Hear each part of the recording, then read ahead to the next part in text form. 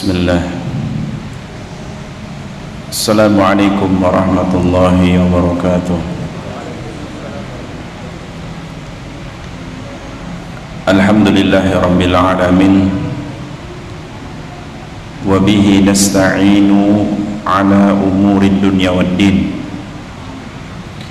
Wa ala alihi wa ashabihi wa man tabi'ahu bi ihsanin ila yaumiddin. Wa asyhadu an la ilaha illallah wahdahu la syarika lah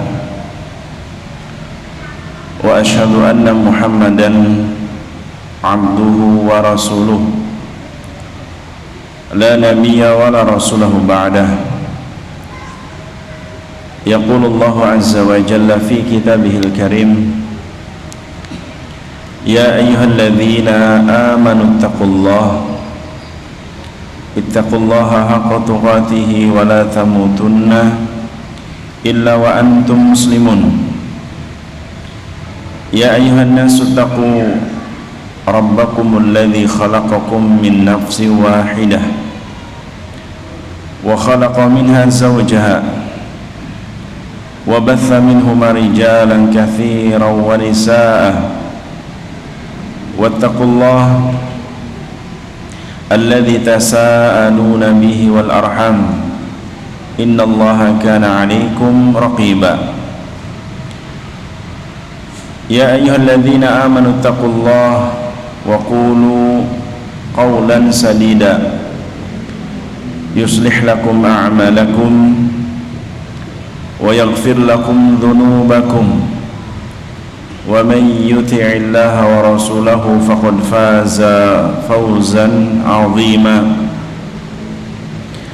Fa inna asdaqal hadithi kitabullah wa khairal huda huda Muhammadin sallallahu alaihi wasallam wa syarral umuri muhdatsatuha fa inna kulla muhdatsatin fid dini bid'atun wa kulla bid'atin dhalalah wa kulla dhalalatin finnar. Allahumma salli wa sallim wa barik ala ashrafil anbiya'i wal mursalin nabiyyina wa rasulina Muhammadin sallallahu alaihi wasallam. Para jamaah, bapak-bapak, ibu-ibu, hadirin hadirat rahimani wa rahimakumullah. Semoga Allah subhanahu wa ta'ala merahmati perjumpaan kita di kesempatan malam hari ini, dan semoga Allah subhanahu wa ta'ala menjadikan pertemuan kita pertemuan yang memang mendatangkan rahmat Allah, dan berpisahnya pun mendatangkan rahmat Allah subhanahu wa ta'ala. Kita melanjutkan pembahasan tentang kedudukan para sahabat Nabi SAW di dalam umat ini, di pembahasan tentang bagaimana menggapai ridha Allah sebagaimana para sahabat mendapatkannya. Dan terakhir kita sudah menyebutkan poin ke-11 tentang ad-du'a atau doa Allah Ta'ala bitaufiq lil amali salih allati yurdi biha anhu wa minha al-ihsanu ilal walidain. Di antara untuk mendapatkan ridha Allah adalah berdoa kepada Allah untuk diberikan taufik agar bisa beramal saleh, dan juga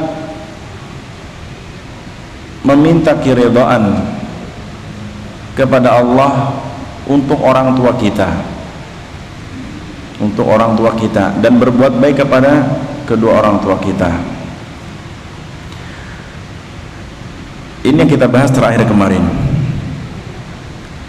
dan kita bawakan dalil dari firman Allah di surah Al-Ahqaf ayat 15, di mana Allah berfirman, wa wasainal insana biwalidayhi ihsana hamalathu ummuhu kurha wa wada'athu kurha wa hamluhu wa fisaluhu 30 syahra hatta idza balagha ashuddahu wa balagha 40 sanah qala rabbi awzi'ni an ashkura ni'mataka allati an'amta 'alayya wa 'ala walidayya wa an a'mala salihan tardahu wa aslih li fi dhurriyyati inni tubtu ilaik wa inni minal muslimin.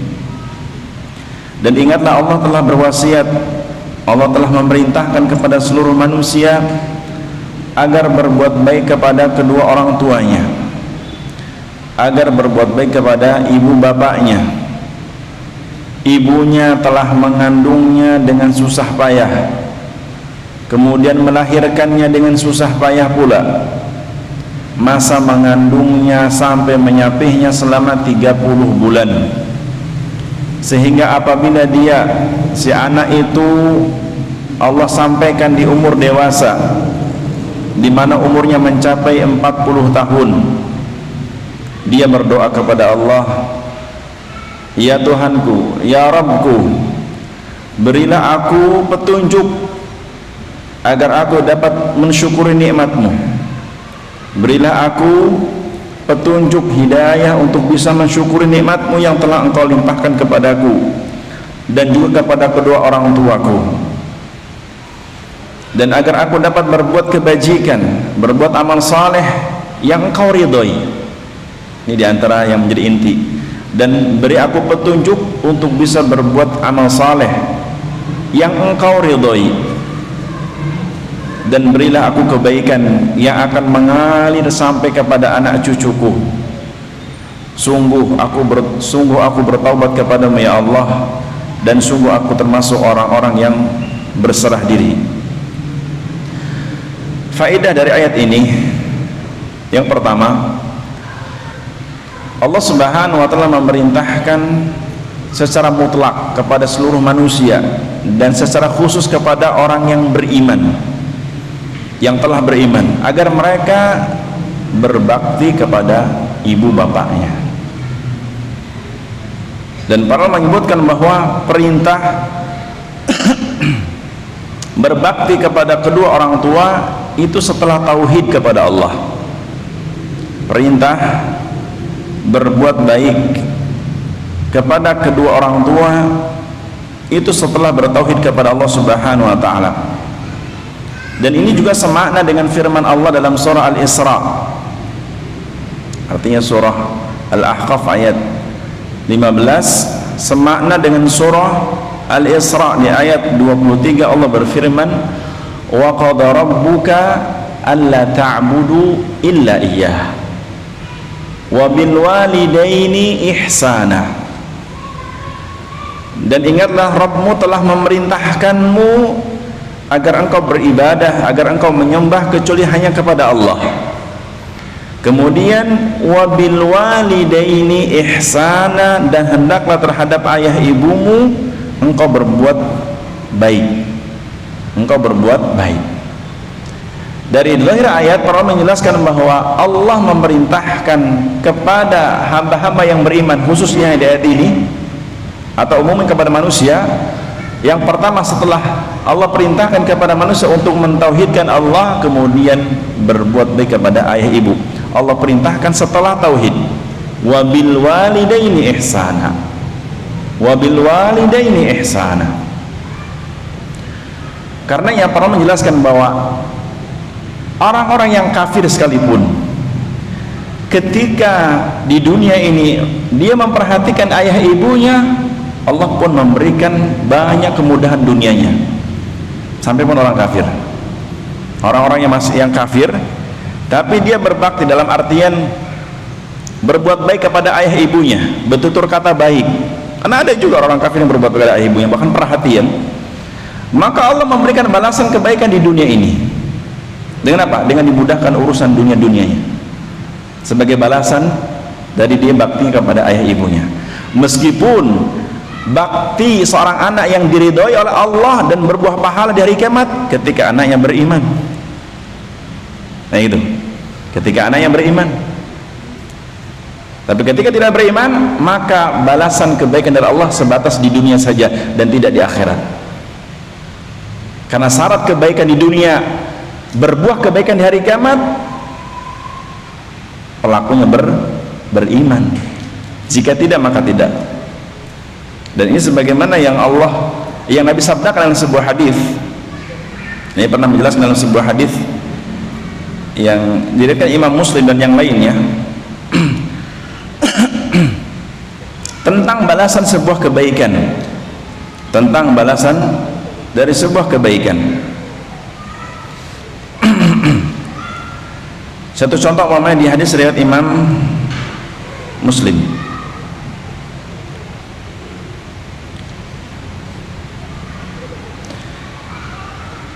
Nabi menyebutkan, sebentar,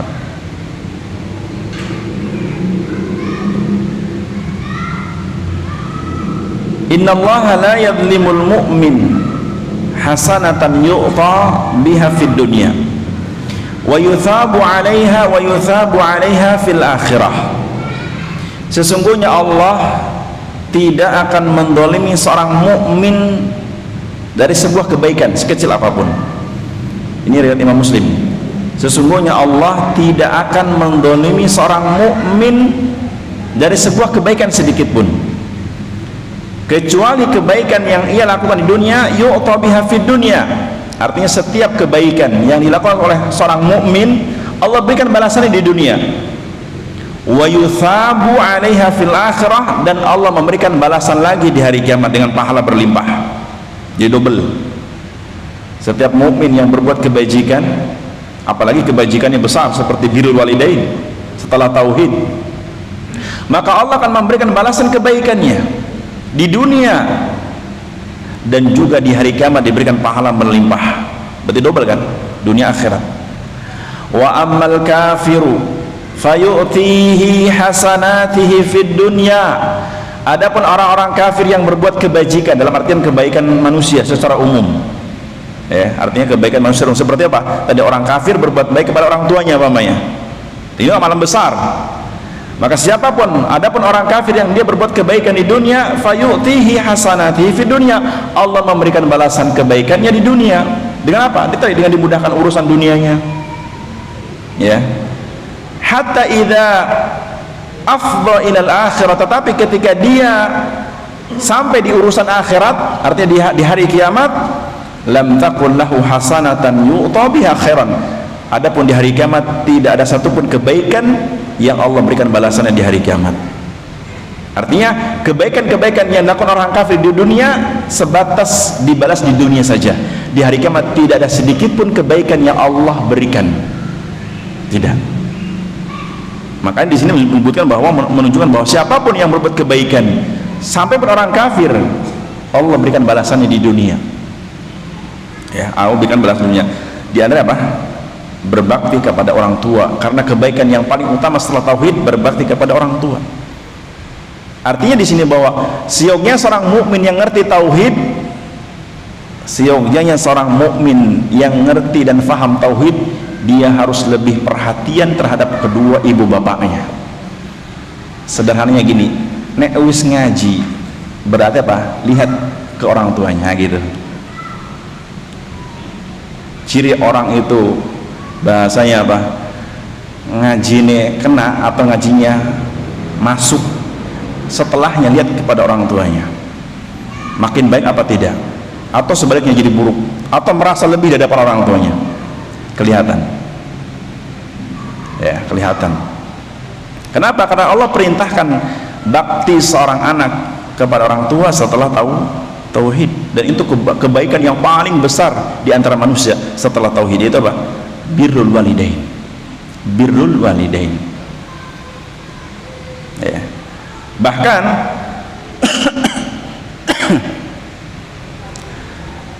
masalah infak umpamanya, banyak sebagian anak rajin berinfak, sukses, rajin berinfak, tapi orang tuanya susah, dia tidak memperhatikannya. Padahal urusan infak pertama kali yang berhak mendapatkan infak siapa? ayah ibunya. Ayah ibunya, bahkan ayah ibunya terdahulu, baru anak istrinya. Bukan istri anak baru ibu, enggak. Allah berfirman dalam surah Al-Baqarah di ayat 215. Di surah Al-Baqarah 215 Allah berfirman, yas'alunaka madza yunfiqun, yas'alunaka madza yunfiqun, qul ma anfaqtum min khairin falil walidain. Kata Allah, mereka bertanya kepadamu hai Rasul tentang masalah infak, masalah menafkahkan harta, masalah memberikan harta, ya, masalah apa? Memberikan harta. Kata Allah, qul, katakan ya Rasul, jawab kepada mereka, ma anfaqtum min khairin falil walidain. Katakanlah, harta apa saja yang kamu infakkan hendaklah diperuntukkan pertama kali buat ayah ibumu. Ini firman Allah. Ketika Nabi ditanya oleh para sahabat tentang infak yang paling utama itu ke siapa, diberikan kemana? Apa arti infak? Infak itu apa? Mengeluarkan harta untuk manfaat, untuk sebuah kebaikan. Itu infak. Dan Nabi pernah ditanya oleh para sahabat tentang masalah infak, tentang masalah apa? Menafkahkan harta, menggunakan harta supaya manfaat. Allah mengatakan supaya Nabi menjawab kepada para sahabat, kepada mereka yang bertanya, qul ma anfaqtum min khair, katakan apa yang kalian infakkan dari sebuah kebaikan. Dan ini sebenarnya umum. Kebaikan di sini tidak hanya harta, tapi masalah harta juga sama. Seorang anak ketika hendak berinfak, maka apa? Falil walidain, hendaklah dia berikan kepada ayah ibunya dulu. Termasuk dalam hal kebaikan yang lain, tutur kata, itu kebaikan bukan? Kebaikan. Yang pertama kali berhak mendapatkan tutur kata yang baik siapa? Ayah ibu kita. Ayah ibu kita kan? Iya. Bukankah ketika seorang anak mengatakan sebagai tanda kekesalannya kepada orang tuanya, dihitung durhaka tidak? Padahal itu ada maknanya enggak? Atau jangan lah. Tapi sebagai tanda apa biasanya? Oh ya, nang le ger bok keri punggungku ngome ringan biasanya. Aku kesel mbok. Aku kesel mbok. Aku kesel pak. Walaupun mungkin nggak ngomong kesel dia sambil apa? Wallahi Allah menilai ucapan ataupun apa bahasa kita, kecapan sebagai bentuk apa? Kedurhakaan. Kalaulah ucapan seperti itu sebagai tanda kekesalan dihitung durhaka di sisi durhaka di sisi Allah kepada orang tuanya, maka begitu pula ucapan yang baik pertama kali yang berhak menerimanya ayah ibunya. Begitu pula masalah harta. Masalah harta yang berhak pertama kali mendapatkan infaknya siapa? Ayah ibunya. Tapi sebagian anak kadang-kadang lupa, bahkan kebanyakan lupa. Meskipun memang rata-rata orang tua tidak pengen harta anaknya. Kan kadang-kadang gini, lama di perantauan anaknya nggak pulang-pulang. Mungkin si anak ngirim transferan. Yang suka merantau ini. Kita ini wong tua nih, ojo sampai krungu mati agak mulih. Kok saya ojo dikubur aku ten dulu rahim bapak aku. La haula wala quwata illa billah. Ini durhaka anak yang seperti ini. Saya katakan durhaka. Ngomong apa tadi? Masalah harta tadi. Memang kadang orang tua tidak apa ya? Tidak mengatakan nak mana transferanmu, enggak. Kadang-kadang nak kapan mulih nak? Bahasanya aku nih dulu putuku ini. Sederhananya memang putu, cuman secara mendasar tetap anaknya juga. Enggak mungkin putu nongol bapak orang nongol. Kan bahasa sederhana, aku pengen dulu putuku. Ini bahasa sederhana isyarat bahwa orang tua ketika melihat anak itu bahagia. Bahagia enggak? Bahagia enggak? Sekarang jenengan masih orang tua yang istilahnya masih muda seperti saya juga, pulang lihat anak lucu, capek, kita lagi capek lucu, kadang hilang itu rasa capek, letih di luar sumpek dengan orang-orang, lihat anak yang lucu, kadang itu kebahagiaan. Dan ternyata kebahagiaan itu akan apa? Akan terus muncul kapanpun, sampai pun anak itu telah dewasa, sampai pun si anak telah, bahasanya apa? Gue putu meneh, nah bahasa gitu. Kan gitu. Meskipun Anda sudah menjadi embah, bahasanya gitu kan. Meskipun Anda sudah menjadi statusnya embah, tapi nek wong tua meci urip, kok iki anak. Kamu itu ya anak tetap. Dirimu meskipun statusnya embah, gue putu, tapi wong tua meci urip, tetap di hadapan orang tuamu, meskipun engkau embah, kau adalah anaknya yang tidak boleh mengatakan kan podo-podo embai, iya embah teman, tapi statusmu anak bagi orang tuamu. Betul nggak? Meskipun Anda seorang sudah status jadi embah, tapi wong tuamu ciurip, apakah gara-gara status menjadi embah di hadapan ayah ibumu kau tetap jadi anak atau jadi embah? Tetap jadi anak. Bahkan ternyata kebahagiaan seorang ayah melihat anak-anaknya ngumpul di hadapannya ini sampai di hari kiamat. Saya ulangin, ini sudah jadi embah ya khususnya, dan umumnya sebagai seorang ayah lah. Kebahagiaan seorang ayah khususnya, entah itu ayah dalam artian memang ayah buat seluruh anak dan cucu-cucunya, atau memang yang belum jadi embah, kebahagiaan seorang ayah ketika anak keturunannya ngumpul di hadapannya dan dia bahagia, iya enggak? Iya. Dan ternyata kebahagiaan seperti ini akan langgeng sampai di surga Allah ketika dirinya dan anak-anaknya beriman kepada Allah. Tapi ketika tidak, hanya sebatas di dunia. Allah berfirman dalam surah At-Tur,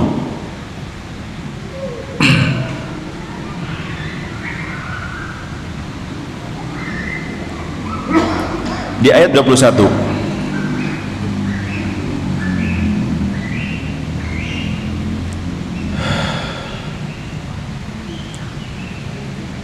kata Allah Subhanahu wa taala,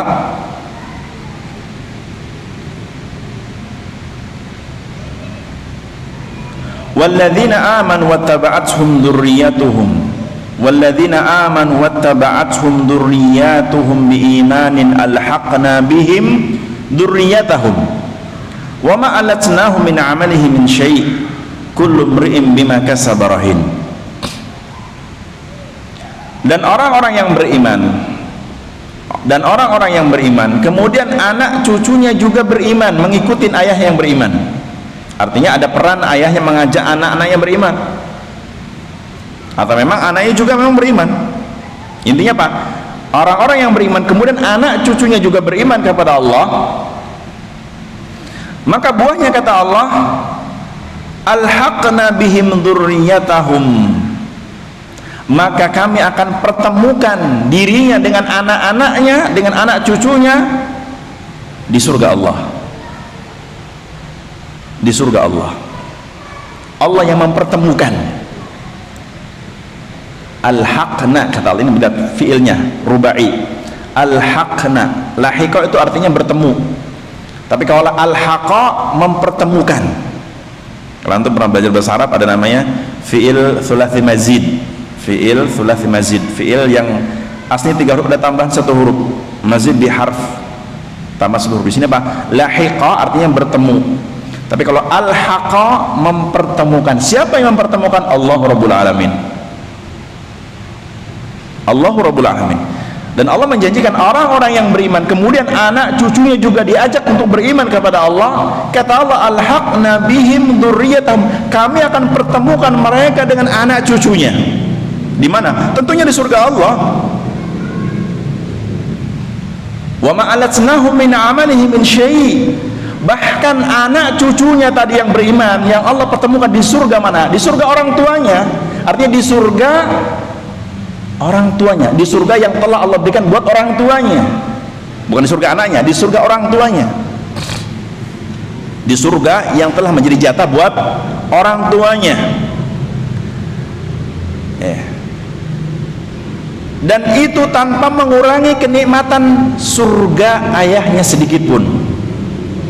Paham maksudnya? Sedikit logika untuk mimbabi taqribul fahmi, mendekati pemahaman. Seorang ayah, rumahnya ada empat kamar lah, atau 3 kamar.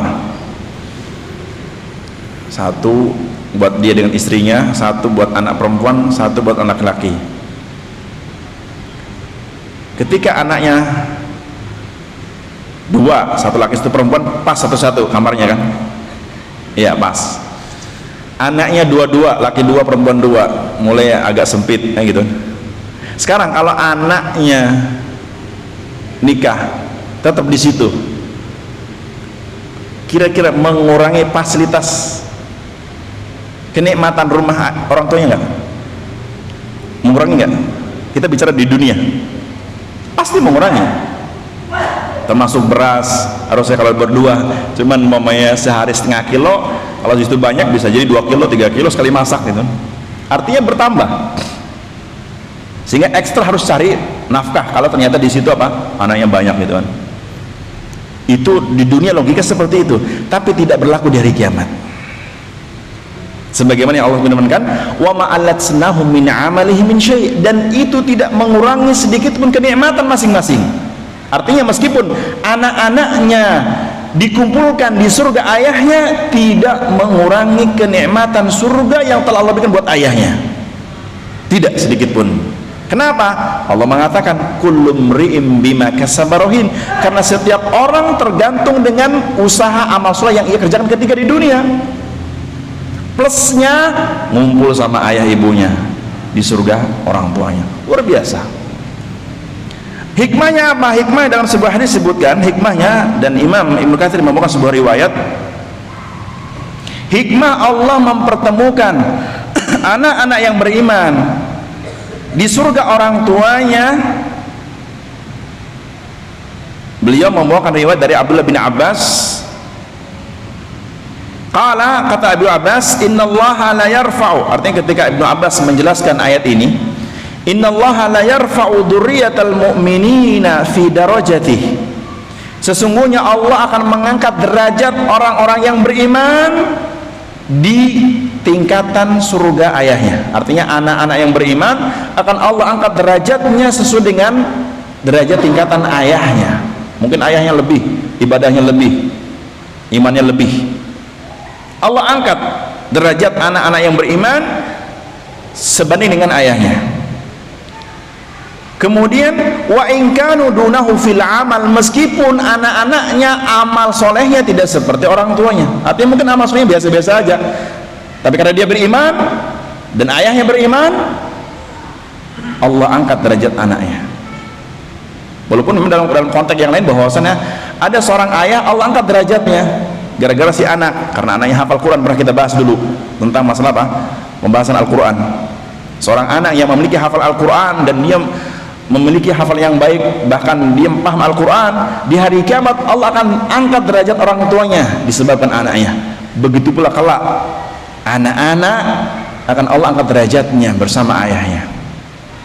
Hikmahnya apa? Kata Ibnu Abbas, litaqarra bihim ainuh, untuk menyejukkan pandangan hati ayahnya. Untuk apa? Membahagiakan hati ayahnya. Dipertemukan. Siapa yang bertemukan? Allah Rabbul Alamin. Itulah kenapa Allah perintahkan birrul walidain setelah tauhid, karena besarnya kedudukan birrul walidain. Dan kalau kita lihat sejarah, para sahabat Nabi adalah orang-orang yang perhatian kepada ayah ibunya.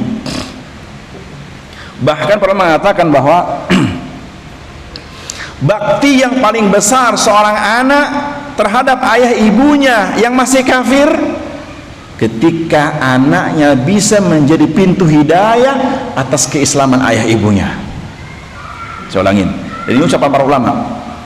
bakti yang paling besar yang dilakukan oleh seorang anak ketika ayah ibunya kafir, kemudian ia mengajak ayah ibunya masuk Islam dan dia masuk Islam, sungguh itu bakti yang paling besar. Karena nikmat yang paling besar adalah apa? Nikmat Islam. Dan ini seperti kisahnya siapa? Kisahnya sahabat Abu Bakar As-Siddiq. Kisahnya sahabat Abu Bakar As-Siddiq. Orang tuanya masuk Islam disebabkan apa? Ajakan sahabat Abu Bakar As-Siddiq untuk masuk Islam. Bahkan sering kali ketika itu ayahnya Abu Bakar As-Siddiq,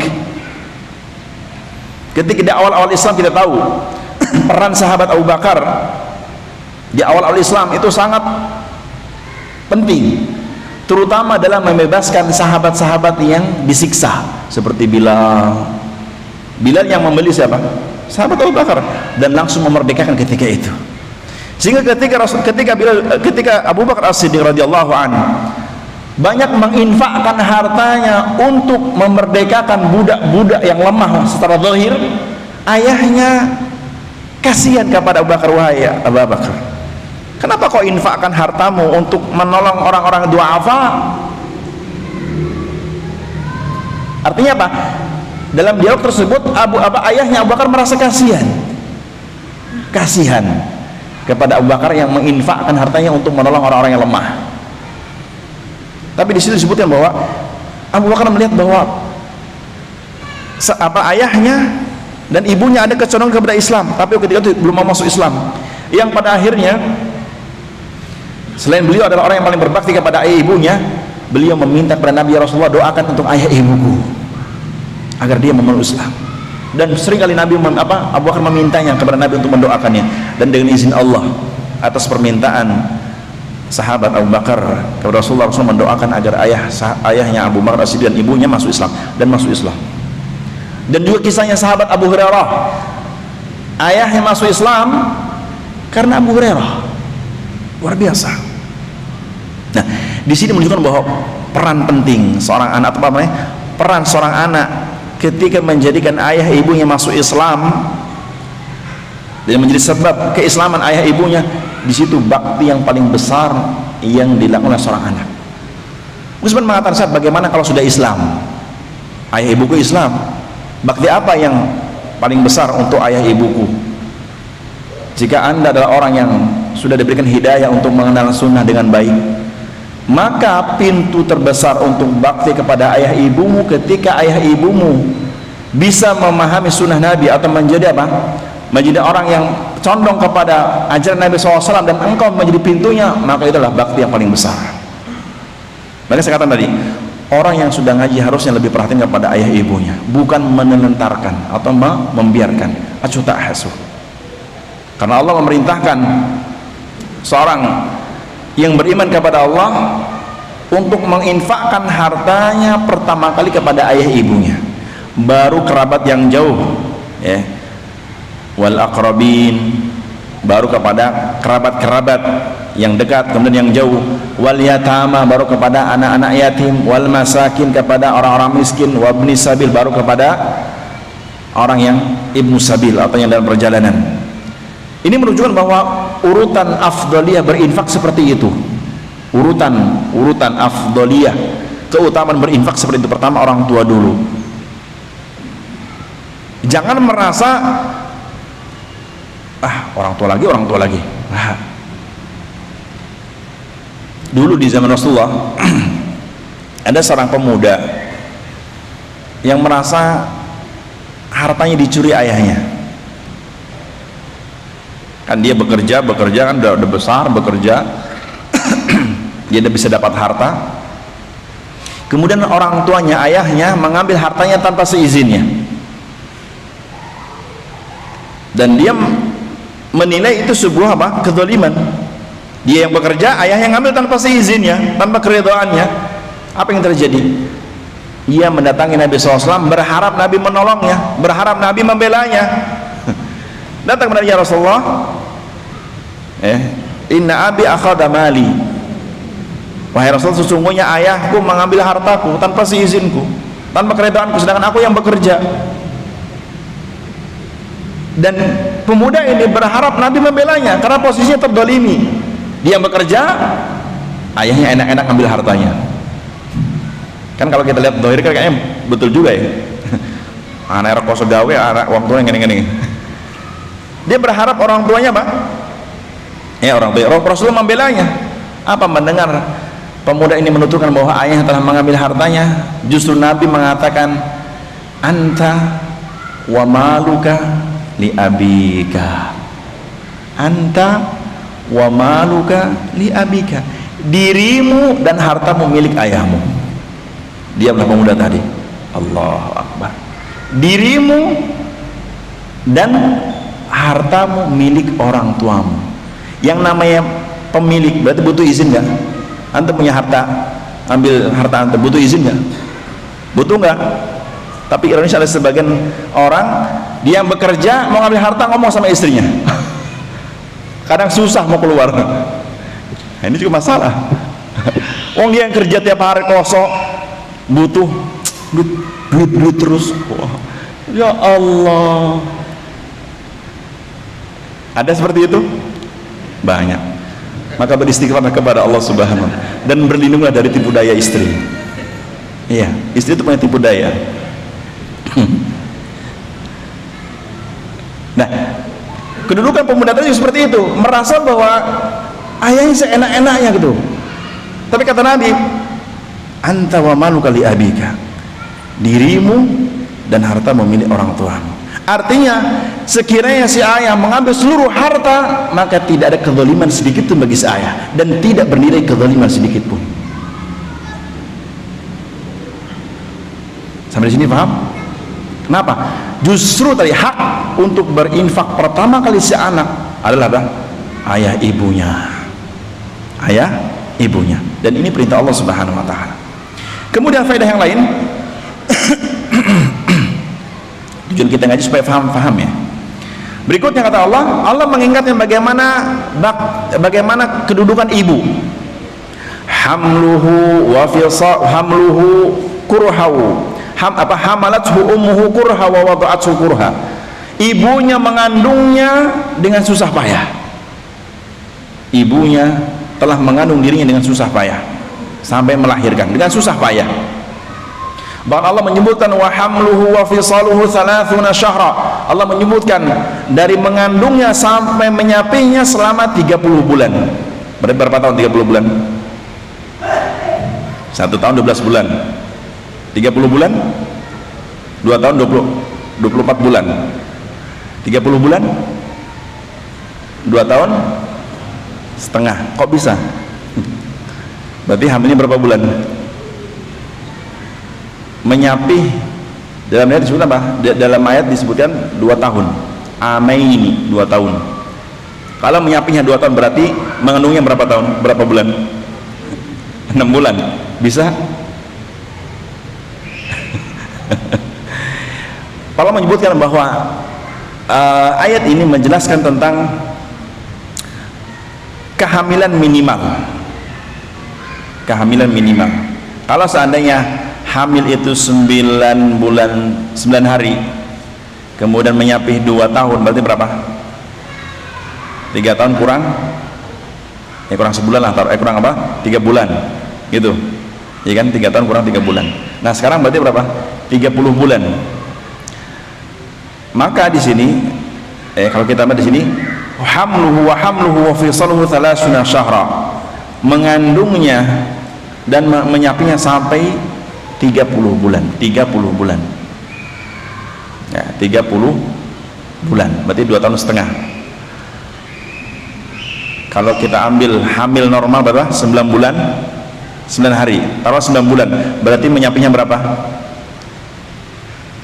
Menyapinya berapa? Kan tadi 2,5 tahun. Kalau hamilnya 9 bulan berarti sisanya berapa? Nah 2 tahun kurang berapa? Sisanya menyapihnya. Nah gitu. Itu maksudnya. Artinya maksimal menyapih itu 2 tahun, tidak boleh lebih. Dan ini ada hikmah juga tentang ASI. ASI kalau lewat dari 2 tahun itu sudah tidak bagus buat pertumbuhan anak. ASI kalau sudah lewat dari 2 tahun tidak baik buat pertumbuhan anak ya, apalagi bapaknya. Tidak baik. Dan ini hikmah yang luar biasa dari Allah Subhanahu wa taala. Ini hikmah yang luar biasa dari Allah Subhanahu wa taala. Kemudian Allah mengatakan hatta idza balagha asyuddahu wa balagha 40 sanah. Kemudian sampai Allah jadikan, Allah sampaikan umurnya umur dewasa. Dan Allah menyebutkan angka wa balagha 40 sanah, dan Allah sampaikan umurnya 40 tahun. Di sini para ulama menyebutkan faedah dari ini bahwa puncak seorang itu umurnya dewasa 40 sanah, 40 tahun. Dan umur 40 tahun dinamakan halatul rusyd, umur kematangan. Artinya umur 40 umur di mana semuanya matang, akalnya matang, pikirannya matang, semuanya matang. Sehingga diharapkan kalau sudah 40 tahun harus betul-betul mengerti semuanya, harus betul-betul mengerti, dan itu halatul rusyd. Dan juga pernah mengatakan hikmah Allah menjadikan Nabi kita Muhammad SAW diangkat menjadi Rasul di usia 40. Wallahu a'lam bishawab. Karena apa? Karena seorang Rasul butuh kematangan dalam berpikir, butuh kematangan dalam berpikir. Dan di sini menunjukkan juga hikmahnya bahwa umur seorang dikatakan pemuda maksimal 40 tahun. Seorang dikatakan pemuda maksimal umurnya 40 tahun. Artinya kalau sudah lewat 40, ini 41 berarti apa? Wis tuwa. Tapi kalau umur sudah masuk 41 berarti apa? Wis tuwa. Kalau 40 berarti apa? Finish akhir masa muda. Sebagaimana zahir ayat, dan ini yang diistimbat oleh para ulama. Dan juga ada hikmah yang lain. Hikmahnya apa? Hikmahnya bahwa di sini Allah mengajarkan ketika dia di usia 40 tahun dia berdoa kepada Allah. Di antara doanya apa? Rabbi auzi'ni an ashkura ni'mataka allati an'amta alayya. Ya Rabbku, anugerahkan, berikan aku petunjuk untuk bisa mensyukuri nikmatmu. Ini penting. Ya, ini penting. Artinya apa? Di usia 40 harus betul-betul ngerti kayak gini. Dan alhamdulillah kalau di sebelum ini sudah ngerti, dan itu luar biasa. Tapi ketika 40 nggak ngerti seperti ini, alamat setelahnya susah untuk mengerti. Artinya bahasa sederhananya gini, kalau 40 nggak sadar-sadar, maka jangan terlalu berharap setelah itu mudah sadar, nah gitu. Kelewatan. Ya. Kemudian juga selain dia berdoa kepada Allah, minta agar diberikan taufik untuk bisa mensyukuri nikmat Allah, juga minta kepada Allah agar diberikan kebaikan kepada ayah ibunya juga. Yang penting. Dan syahid, jadi syahid atau penguat dari pembahasan poin yang ke-11 ini, bahwa tadi di sini Allah mengajarkan kepada kita pentingnya meminta kepada Allah untuk diberikan taufik dalam beramal soleh seluruhnya. Minta kepada Allah agar diberikan taufik untuk bisa beramal soleh secara mutlak, terutama beramal soleh yang sifatnya apa? Birrul walidain. Birrul walidain. Dan juga minta kepada Allah agar amal soleh yang ia kerjakan menjadi warisan buat anak cucunya. Paham? Minta juga kepada Allah agar amal soleh yang ia kerjakan menjadi warisan buat anak cucunya. Artinya apa? Berimbas kepada anak cucunya. Jadi kalau soleh jangan sendirian, gitu bahasanya. Ajak istrimu, ajak anakmu supaya juga soleh. Dan lihat seperti doa Nabi Ibrahim, bagaimana doanya? Rabbi ja'alni muqimas salati wa min dzurriyyati. Lihat, ya Rabbku, jadikan aku termasuk orang yang mendirikan salat dan juga anak keturunanku. Padahal dalam riwayat disebutkan doa Nabi Ibrahim ini diucapkan sebelum punya anak. Beliau berdoa dengan doa ini sebelum punya anak, karena beliau memiliki anak di usia berapa? Nabi Ibrahim usia 50-an. Dan beliau tidak henti-hentinya berdoa kepada Allah untuk memiliki anak. Makanya penting punya anak itu. Penting nggak? Penting nggak? Penting. Ya, penting punya anak itu. Apalagi anaknya banyak. Alhamdulillah, nikmat dari Allah. Saya pernah ditanya, Ustaz, repot gak punya anak banyak? Ya repot. Istri banyak ya repot juga. Tapi masalah repot nggak repot, apakah yang repot hanya yang punya anak banyak, yang nggak punya anak nggak repot? Hah? Yang nggak punya anak repot nggak? Tetap repot, karena dunia ini memang merepotkan. Cuman repotnya orang yang punya anak dengan orientasi untuk ibadah supaya punya keturunan yang saleh, maka tidak akan sia-sia. Bahkan kelak tadi dalam surah At-Tur ayat 21, hikmah terbesarnya Allah akan pertemukan bersama anak cucunya di surga Allah. Nah, ini orang dua putu, orang dua anak di surga piye ngono ini. Sederhananya gitu kan. Ustaz, kan ada bidadari, betul bidadari, tapi temanmu juga punya bidadari. Gitu bahasanya. Bukan orang menghibur diri, Ustaz, nggak apa-apa lah nggak punya anak, kan di surga ada bidadari, betul, tapi temanmu yang punya istri, yang punya anak plus bidadari plus anak-anak, kan gitu bahasanya. Ya. Karena menentukan seluruh kebaikan di hari kiamat di mana? Di dunia apa di hari kiamat? Menentukan seluruh kebaikan buat kita di hari kiamat, di dunia apa di hari kiamat? Kita pengen masuk surga, menentukannya di mana? Setelah mati apa sebelum mati? Sebelum mati, hidup di dunia beriman kepada Allah. Kita pengen berkumpul bersama anak cucu kita di surga sebagaimana Allah firmankan dalam surah At-Tur ayat 21. Di mana menentukannya? Di dunia, punya anak banyak di dunia. Di surga pengen punya bidadari banyak, di mana menentukannya? Di dunia, bukan di surga. Ketentuan di surga, kata Allah dalam hadis sebutkan, likulli mu'min huriyatan. Betul, Allah telah menentukan setiap laki-laki mukmin baginya 2 bidadari, ghairi zaujati, selain istrinya di dunia. Setiap laki-laki mukmin Allah telah menentukan, tapi ketentuan mukmin tadi kan, Allah menyediakan 2 bidadari setiap laki-laki mukmin selain istrinya. Berarti kalau istrinya 1 di dunia, berapa jadinya bidadarinya? 3, kan gitu, 3 bidadarinya. Nah kalau dulu istrinya 4, berapa bidadarinya? Kok senyum doang? Saya nggak betul, saya jawab bersenyuman. Berapa?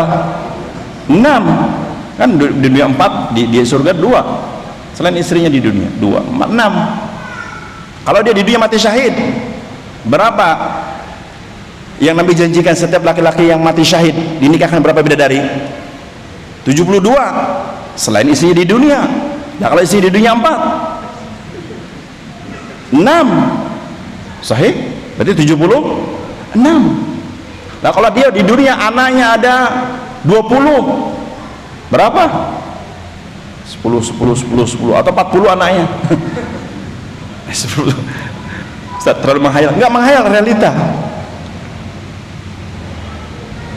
Bahkan dalam riwayat disebutkan setiap bidadari surga lahu sab'ina jariyatan. Dalam riwayat disebutkan setiap bidadari surga memiliki 70 budak wanita dan halal buat suaminya. Senyum sudah. Artinya kalau istrimu, bidadarimu di dunia 76, setiap bidadari memiliki 70 budak, kali berapa itu sudah? Senyum semua saya. Menentukan di dunia, termasuk semua kebaikan, semua kebaikan di akhirat menentukan di dunia. Pertama dengan iman dulu. Karena kebaikan diberikan balasan dari kiamat lil mu'min, khusus bagi orang yang beriman. Amal kafir adapun kafir tidak. Adapun kafir tidak. Nggak berlaku bagi orang kafir. Kalaupun orang kafir dibalas kebaikan di mana tadi? Dalam hadis riwayat Muslim, fid dunya, hanya di dunia saja, enggak di akhirat. Lantas bagaimana di hari kiamat? Dalam surah Al-Furqan ayat 23 Allah mengatakan tentang kebaikan-kebaikan orang kafir. Di surah Al-Furqan ayat 23, wa qadimna ila ma 'amilu min 'amalin faja'alnahu haba'an mansura. Di surah apa? Al-Furqan ayat 23. Dan kata Allah, wa qadimna ila ma 'amilu min 'amalin, kami akan tampakkan, kami akan perlihatkan kebaikan-kebaikan yang pernah dikerjakan orang kafir ketika di dunia.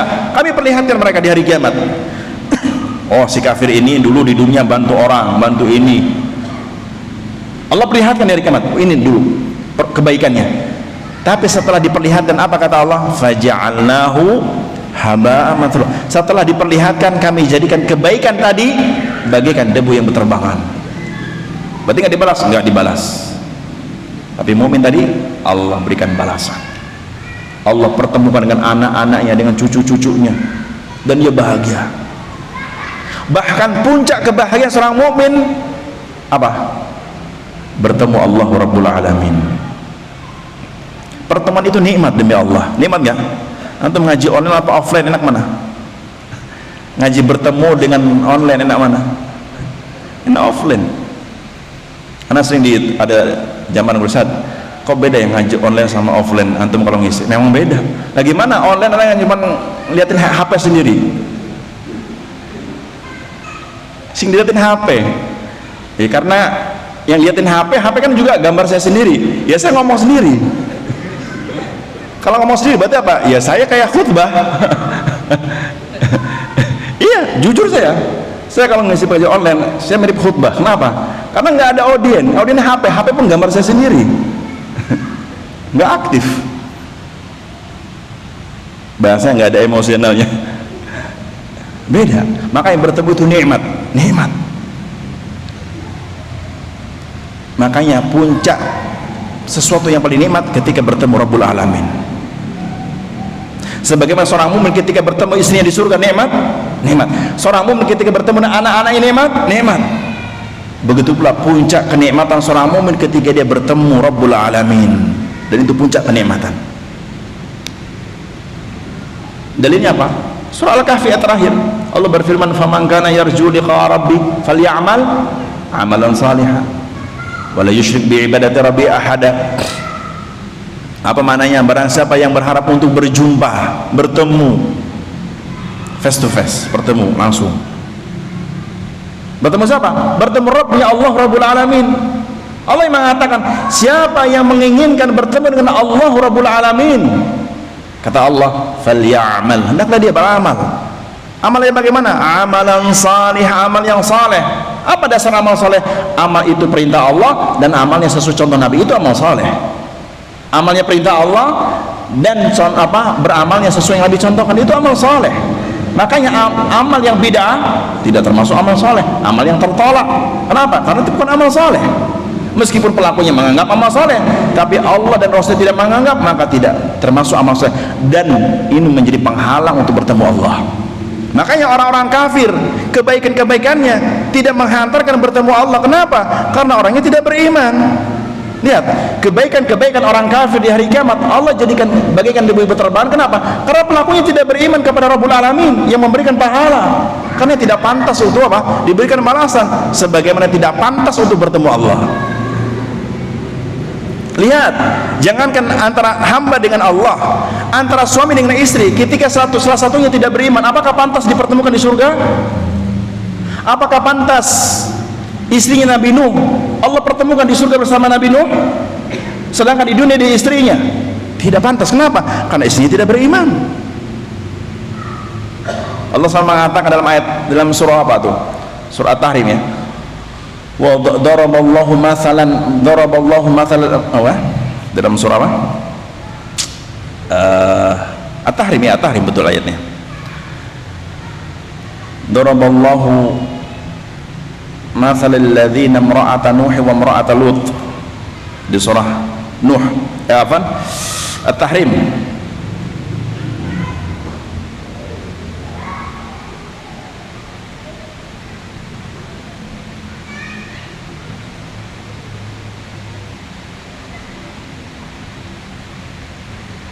Ya, di surah At-Tahrim di ayat ke-10. Daraballahu mathalan lil ladzina kafaru imra'ata Nuhi wa imra'ata Lut. Allah memberikan perumpamaan tentang orang-orang yang kafir, bahwa imra'ata Nuh, istri Nabi Nuh, wa imra'ata Lut dan istri Nabi Lut, kana tahta abdaini min ibadina salihaini. Lihat, Allah memberikan perumpamaan dua istri dari dua orang nabi, yaitu istri Nabi Nuh dan istri Nabi Lut. Kanata tahta abdaini min ibadina salihaini. Keduanya di bawah pengasuhan atau di bawah perhatian dari laki-laki yang saleh. Siapa? Nabi Nuh dan Nabi Lut, seorang nabi. Tetapi fakhanatahuma, keduanya tadi istri keduanya apa? Fakhanatahuma, berkhianat kepada suaminya, tidak mau beriman. Falam yughniya anhuma minallahi syai'a. Ya, keduanya berada di pengawasan dua orang yang saleh, itu Nabi Nuh dan Nabi Lut, dan kedua istrinya berkhianat kepada kedua suaminya, tidak mau beriman. Maka kedua suaminya itu tidak dapat membantu mereka sedikit pun dari siksa Allah di hari kiamat. Artinya suaminya yang seorang nabi pun tidak bisa menyelamatkan istrinya. Kenapa? Karena nggak beriman. Artinya Nabi Nuh dan Nabi Lut tidak akan Allah pertemukan bersama istrinya. Tidak akan Allah pertemukan. Tidak akan Allah pertemukan. Nah, bakal salah satunya apa? Tidak beriman. Syarat pertemuan itu ketika beriman. Sebagaimana syarat untuk bisa bertemu Rabbul Alamin, dia harus beriman. Makanya Allah mengatakan falyamal amalan salihah. Nah, itu puncak kenikmatan. Sebagaimana kelak kenikmatan seorang anak ketika bertemu dengan ayahnya, atau sebaliknya, kenikmatan seorang ayah di surga ketika bertemu anak-anaknya. Maka jadikan hidayah yang Allah berikan juga untuk meminta kepada Allah taufik agar kita bisa beramal saleh. Yang ke-12 berikutnya, yang ke-12, al-i'tisamu bidinillah. Karena pertemuan yang lalu belum saya jelaskan secara perinci, ya, kita jelaskan sekarang. Al-i'tisamu bidinillahi ta'ala wat tauhid wal ijtima'u ala kalimatil Islam wal bu'du anit tafarruq wattiba'u athari man radhiyallahu anhum kas sahabah radhiyallahu anhum. Poin yang ke-12, di antara poin atau di antara amalan untuk mendapatkan ridha Allah, al-i'tisamu bidinillah, berpegang teguh kepada agama Allah, berpegang teguh kepada syariat agama Allah, berpegang teguh kepada sunnah-sunnah Nabi Muhammad SAW. Karena inti dari berpegang teguh kepada agama Allah itu dua, Al-Quran dan Sunnah. Inti dari orang yang berpegang teguh kepada agama Allah, maksudnya berpegang teguh kepada sumber pijakannya apa? Al-Quran dan Sunnah. Makanya Imam Al-Barbahari Asy-Syafi'i rahimahullah, salah seorang ulama madhab Syafi'i, beliau menyebutkan dalam kitab Syarh Sunnah, dan kitab ini saya kajikan di Tembalang sudah berapa tahun, mungkin 5 tahunan, jamaahnya gonta ganti, belum selesai, sekarang lagi lanjut, nggak tahu. Saya membahas kitab ini, Syarh Sunnah. Beliau menyebutkan dalam kitab beliau, al-islamu huwa sunnah wal sunnatu hiyal islam. Inti ajaran Islam itu sunnah Nabi, dan sunnah Nabi itulah inti ajaran Islam. Tentunya apa? Ini juga kaitan dalamnya Pak Al-Quran. Karena sunnah Nabi apa? Penjelas dari Al-Quran. Kenapa? Sunnah Nabi menjelaskan isi Al-Quran. Nah, dan juga memperhatikan yang menjadi inti ajaran Islam, itu apa? Tauhid. Memperhatikan inti dari ajaran Islam itu tauhid. Sebagaimana zahir dari kehidupan Nabi kita Muhammad SAW, beliau sangat perhatian tauhid sejak awal sampai beliau wafat. Bahkan yang Nabi khawatirkan sebelum Nabi wafat, ketika tauhid apa? Rusak di kalangan kaum muslimin. Lihat, sebelum Nabi wafat sampai Nabi pernah mengatakan, la tutruni kama atratin nasara Isa bin Maryam.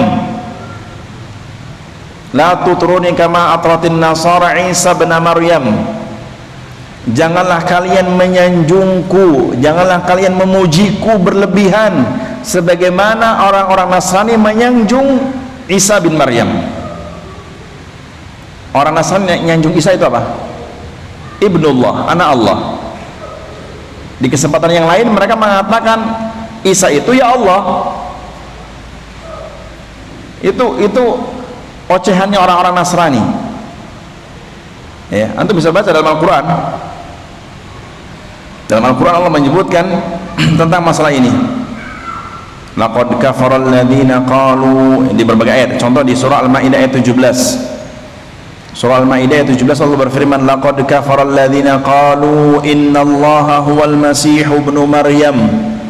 Sungguh telah kafir orang-orang yang mengatakan Allah itu ya Isa bin Maryam.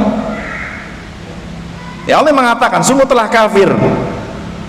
Sungguh telah kafir.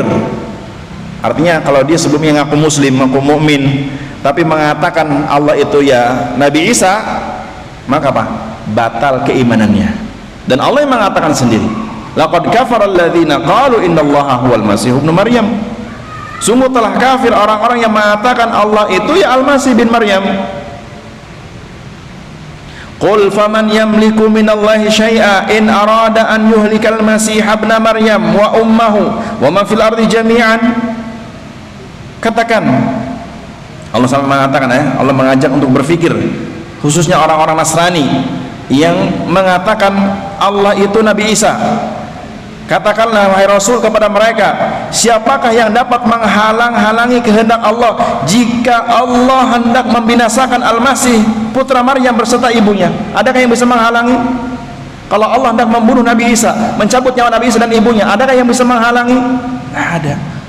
Berarti apa? Keliru dan salah besar jika mengatakan Allah itu Al-Masih ibnu Maryam. Ya, ini keliru besar. Di ayat yang lain seperti di surah Al-Maidah juga ayat 72, tadi 17 ini 72. Masih di surah yang sama, surah Al-Maidah. Tadi 17 ini 72. Allah mengatakan laqad kafara alladziina qalu innallaha huwal masih ibnu Maryam. Sama juga nih. Sungguh telah kafir orang yang mengatakan Allah itu dia Al-Masih ibnu Maryam. Wa qala al-Masihu, padahal Al-Masih, maksudnya padahal Nabi Isa bin Maryam mengatakan kepada mereka, ya Bani Israel, wahai Bani Israel, u'budullaha rabbi wa rabbakum. Padahal Al-Masih yang kalian sangka itu Allah mengatakan kepada kalian, u'budullaha rabbi wa rabbakum, sembahlah Allah, dia itu Rabbku dan Rabb kalian. Ini Al-Masih kan luar biasa. Kekeliruan orang-orang Al-Masih atau kekeliruan orang-orang Nasrani maksudnya ya. Bahkan di surah Al-Maidah ayat 73 Allah mengatakan laqad kafara alladziina qalu innallaha tsalitsu tsalatsah. Sungguh telah kafir orang yang mengatakan Allah itu satu dari tiga, tiga dari satu, satu dari tiga, tiga dari satu. Bingung sudah.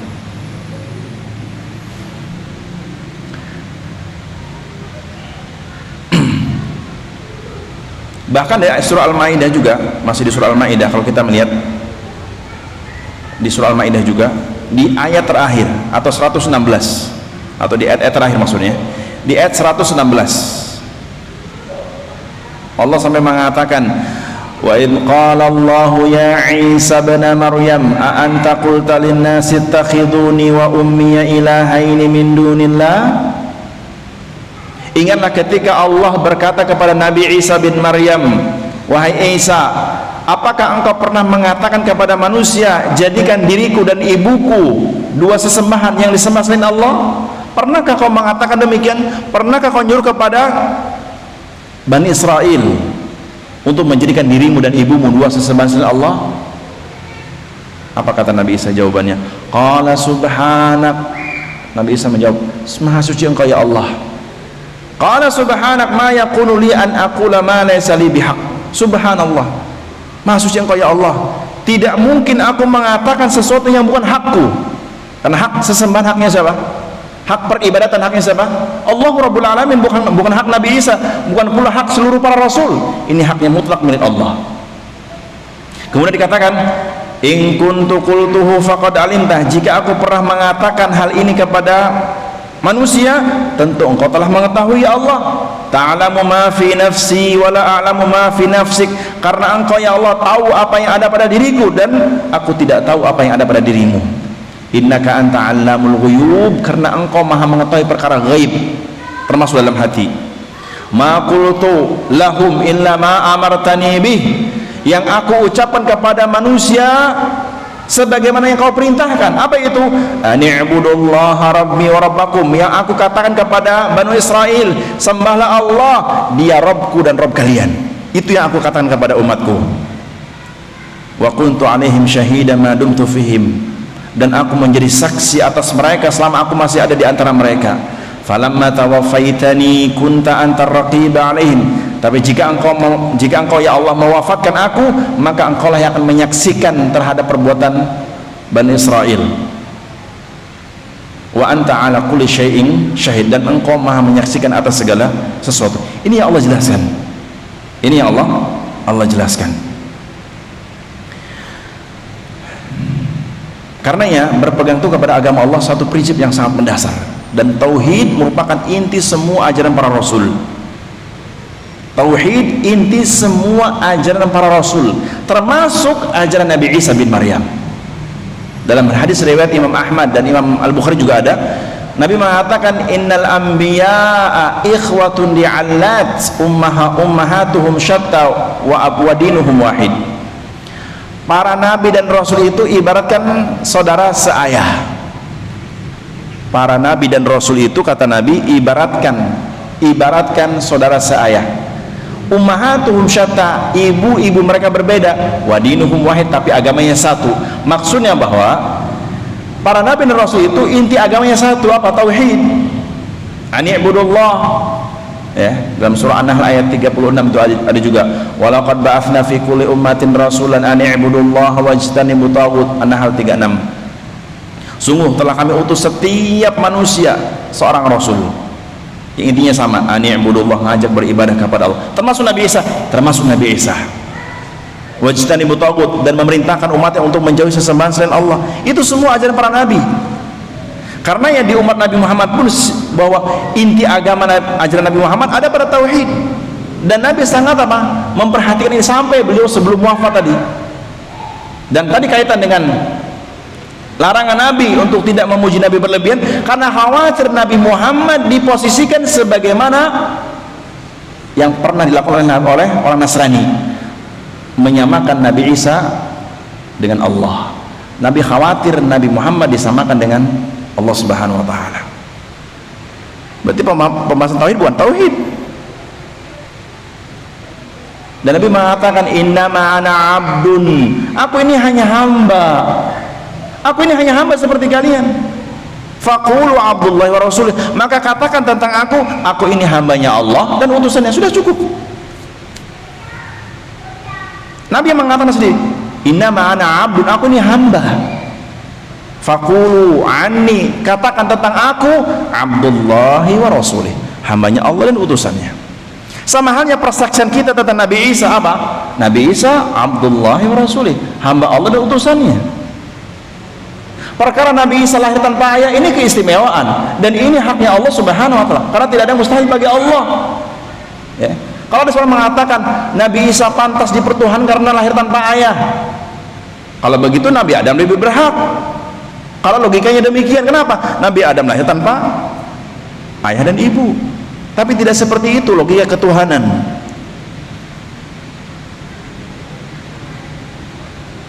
Makanya apa? At-tauhid inti dari semua ajaran para nabi dan rasul.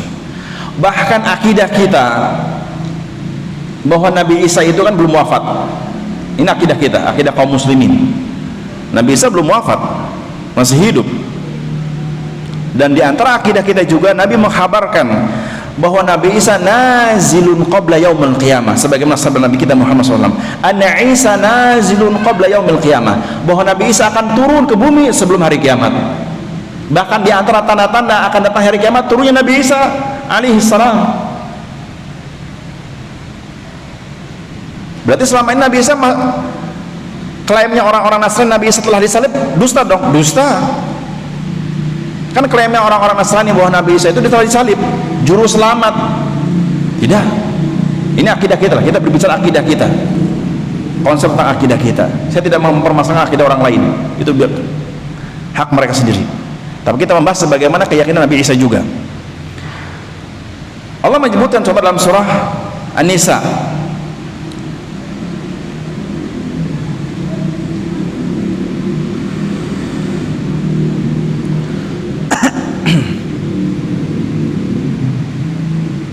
di surah An-Nisa ayat ke 158 atau dari ayat 157-58 Allah menyebutkan tentang Nabi Isa di surah apa? An-Nisa ayat 157-158 wa qaulihim inna qatalnal masiha Isa ibn Maryam Rasulullah wa ma qataluhu wa ma salabuhu walakin syubbiha lahum wa innal ladzina ikhtalafu fihi la fi syakkin minhu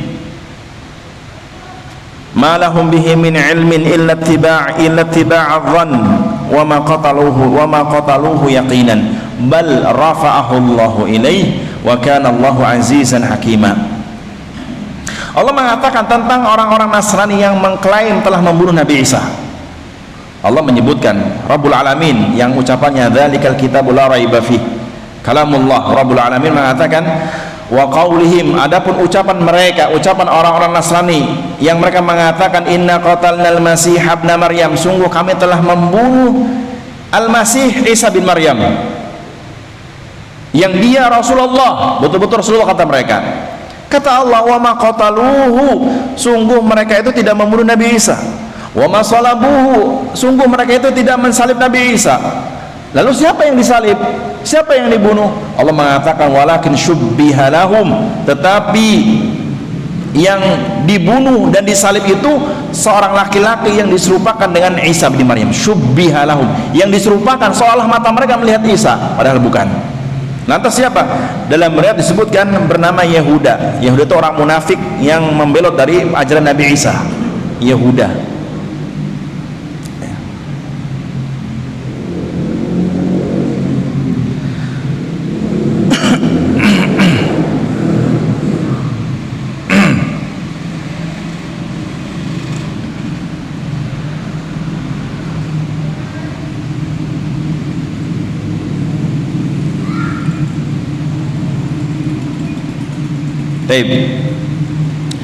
Kemudian Allah mengatakan juga wa innal ladzina ikhtalafu fihi la fi syakkin min, dan sesungguhnya orang-orang yang mengklaim telah membunuh Nabi Isa mereka dalam keraguan, ragu tentang siapa yang dibunuh.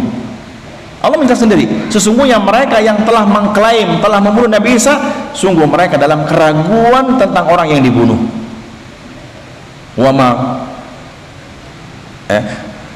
ma lahum bihi min ilmin illa tiba'idhan, sungguh mereka tidak punya ilmu tentang orang yang dibunuh. Wa ma qataluhu yaqinan, dan mereka tidak yakin. Ingat, ini para pembunuhnya yang mengatakan demikian. Allah mengatakan wa ma qataluhu yaqinan, dan mereka tidak yakin tentang orang yang dibunuh, bahwa itu Nabi Isa. Lalu kemana? Allah mengatakan setelahnya bal rafa'ahu Allahu ilaihi, Allah angkat ke langit di sisinya, di sisi Allah Subhanahu wa taala. Kemudian Allah menyebutkan, ini panjang juga tafsirannya, tapi saya sebutkan sini aja. Bal rafa'ahu Allah ilaihi, akan tetapi Allah mengangkat Nabi Isa ke langit di sisinya, dan Allah Maha Perkasa lagi Maha Bijaksana. Nah, karena ya akidah kita sebagaimana sabda Nabi kita Muhammad SAW, anna Isa nazilun qabla yaumal qiyamah. Ini sabda Nabi kita, sungguh Nabi Isa akan turun sebelum hari kiamat. Bahkan Imam Adz-Dzahabi dalam kitab Ma'rifatus Sahabah menyebutkan anna Isa nazilun qabla yaumil qiyamah yakunu laisa yakunu nabiyyan wa rasulan bal mujtahidan, dan Nabi Isa turun di akhir zaman bukan sebagai nabi dan rasul, artinya bukan sebagai bukan sebagai nabi baru ataupun rasul baru, tidak. Turunnya Nabi Isa di akhir zaman bukan sebagai rasul penutup atau nabi penutup, bukan. Karena telah Allah firmankan dalam Al-Quran di surah Al-Ahzab bahwa penutup Nabi dan Rasul siapa? Nabi Muhammad. Dalam surah Al-Ahzab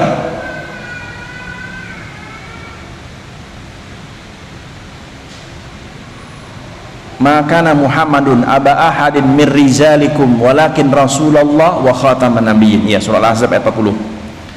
Nabi Muhammad itu bukan bapak salah seorang di antara kalian, tetapi beliau itu apa? Rasulullah, utusan Allah, wa khataman nabiyyin, dan penutup para nabi. Dan ini firman Allah Subhanahu wa taala. Dan juga ucapan Nabi bahwa apa? Wa ana khatimun nabiyyin, aku penutup para nabi.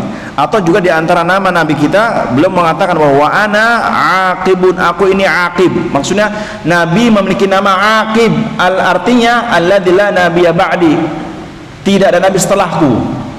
Ini juga penguat bahwa penutup para nabi Rasul Nabi Muhammad. Banyak hadisnya, banyak dalilnya. Karena yang akidah kita tentang turunnya Nabi Isa di akhir zaman bukan sebagai Nabi dan Rasul baru, dan bukan mendakwahkan syariat baru atau syariat Injil, bukan ya. Nabi Isa turun mendakwahkan syariat Islam yang Nabi Muhammad SAW, syariat Al-Quran. Sehingga Imam Adz-Dzahabi mengatakan wa huwa mujaddidun li hadhil ummah, dan dia pembaharu bagi umat Nabi Muhammad. Dan juga turunnya sebagai sahabiyan, sebagai seorang sahabat Nabi. Kenapa? Tentunya argumen, alasan Imam Adz-Dzahabi yang mengatakan bahwa Nabi Isa turun sebagai seorang sahabat Nabi, karena Nabi Isa bertemu dengan Nabi Muhammad di mana? Di langit. Kapan? Ketika Isra Mi'raj. Ketika di Isra Mi'rajkan oleh Allah Subhanahu wa taala. Ya, terutama ketika Nabi menerima syariat salat. Setelah dapat pertama 50 ketemu Nabi Isa, mengatakan sungguh umatku tidak akan sanggup. Kembali lagi disebutkan bahwa bahwa Nabi kita Muhammad bertemu dengan Nabi Isa alaihissalam. Sehingga alasan Imam Adz-Dzahabi turunnya Nabi Isa di akhir zaman sebagai sahabiyan wa mujaddidan li hadhil ummah, dan beliau mendakwakan syariat Islam, bukan sebagai Rasul baru ataupun Nabi baru ataupun syariat baru, tidak. Sebagai apa? Mujaddid atau pembaharu dalam mendakwahkan syariat Nabi kita Muhammad sallallahu alaihi wasallam. Bahkan juga diperkuat oleh ucapan Nabi SAW dalam riwayat Imam Muslim. Nabi mengatakan walladzi nafsi biyadihi. Ini tentang umatnya ya, tentang umat Nabi Isa atau Nabi Musa. Karena Nabi Isa itu kan Rasul yang diutus untuk melanjutkan dakwah siapa? Dakwah siapa? Dakwah Nabi Musa. Antum bisa buka dalam surah As-Saff ayat 6. Surah As-Saff ayat 6 di situ menjelaskan bahwa Nabi Isa diutus untuk melanjutkan dakwah Nabi Musa. Nah, kalau kita melihat di situ,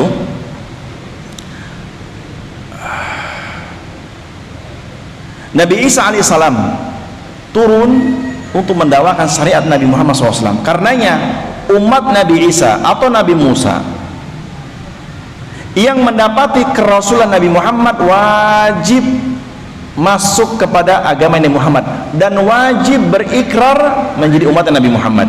Jika tidak, dan ia tahu dan mendengar dakwah Nabi Muhammad tapi tidak mau beriman sampai matinya, maka dia batal atau dihitung kafir dan batal keimanan terhadap Nabi Isa.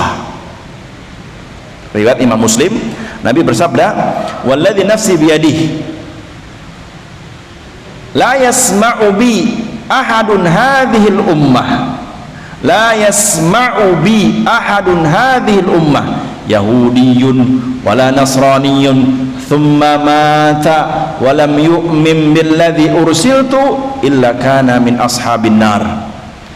Demi jiwaku berada di tangan Allah, tidaklah salah seorang dari umatku tidaklah salah seorang dari umatku yang mendengar dakwahku, mendengar risalahku, meskipun dia sebagai seorang sebagai seorang Yahudi sebelumnya, artinya dia pengikut Nabi Isa tapi mendapati kerasulan Nabi Muhammad dan dia telah mendengar kerasulan Nabi Muhammad, atau dia seorang Nasrani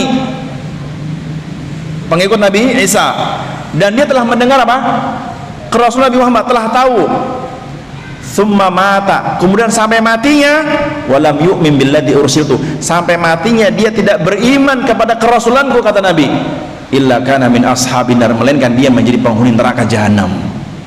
Berarti batal nggak keimanannya? Batal. Di riwayat Imam Ahmad, Nabi mengatakan tentang Nabi sebelum Nabi Isa, Nabi Musa.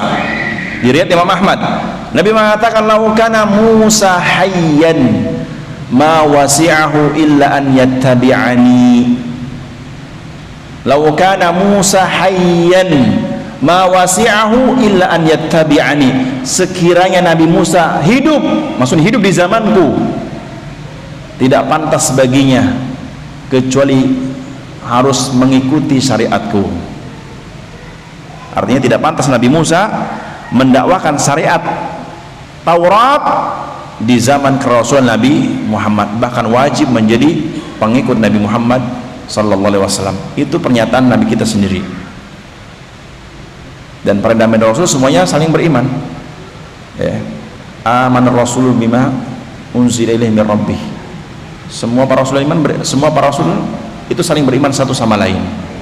Dan kita pun umat Nabi Muhammad beriman akan Rasul-Rasul sebelumnya. Kita beriman akan Rasul Nabi Isa, kita beriman akan Rasul Nabi Musa, dan seterusnya. Sebagai apa? Sebagai konsekuensi kita beriman kepada Rasul Nabi kita Muhammad, kita pun wajib beriman kepada Rasul-Rasul sebelumnya. Jika tidak, batal keimanan kita juga sama.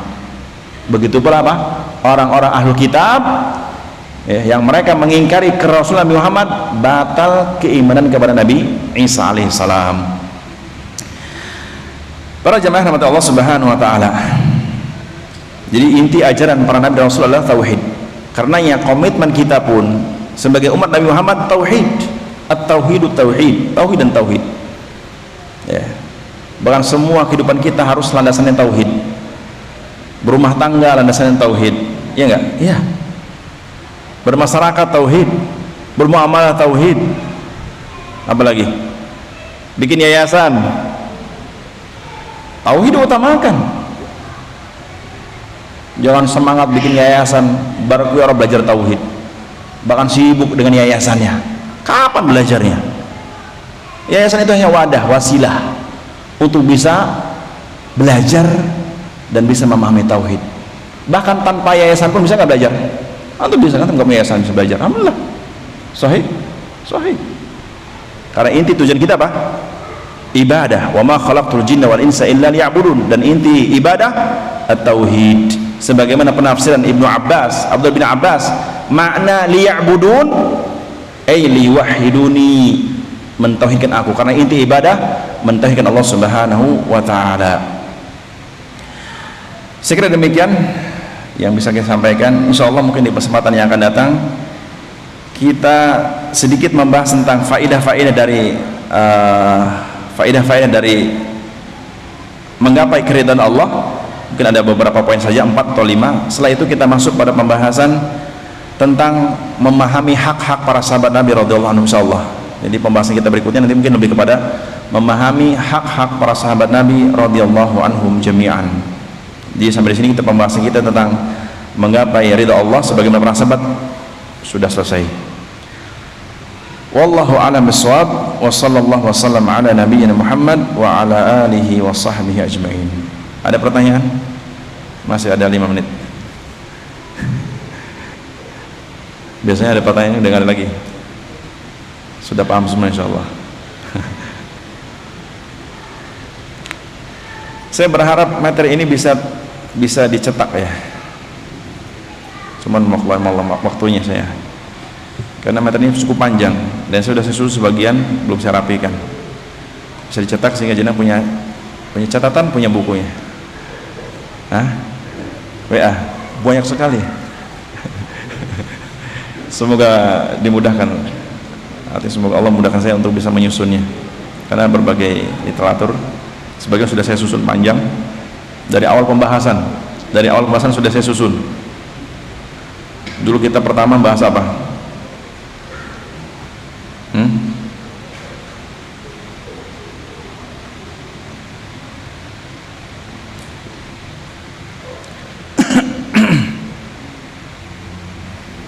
Inti pembahasan kita apa? Hidup mulia di atas ilmu agama. Inti pembahasan kita, judul utamanya. Pertama kali saya bahas yaitu tentang Islam agama mulia dan agama sempurna. Itu tema pembahasan kita dulu. Dan saya mengkaji dulu awal tentang batilnya pernyataan hidup itu harus seimbang. Itu pertama yang saya bahas. Semuanya ada tertulis. Nggak ada pertanyaan? Kita cukupkan. Semoga Allah pahamkan kepada pemahaman yang baik terhadap agama ini dan menjauhkan kita dari segala ketergelinciran. Wa astaghfirullah li wa lakum. Semoga Allah mengampuni dosa-dosa kita, mengampuni kelalaian kita, dan semoga apa yang kita sisihkan dari waktu kita hadir di majelis ilmu menjadi sebab Allah mengampuni dosa-dosa kita dan menghapus kelalaian kita semua. Subhanakallahumma bihamdik asyhadu an la ilaha illa anta astaghfiruka wa atubu ilaik. Assalamualaikum warahmatullahi wabarakatuh.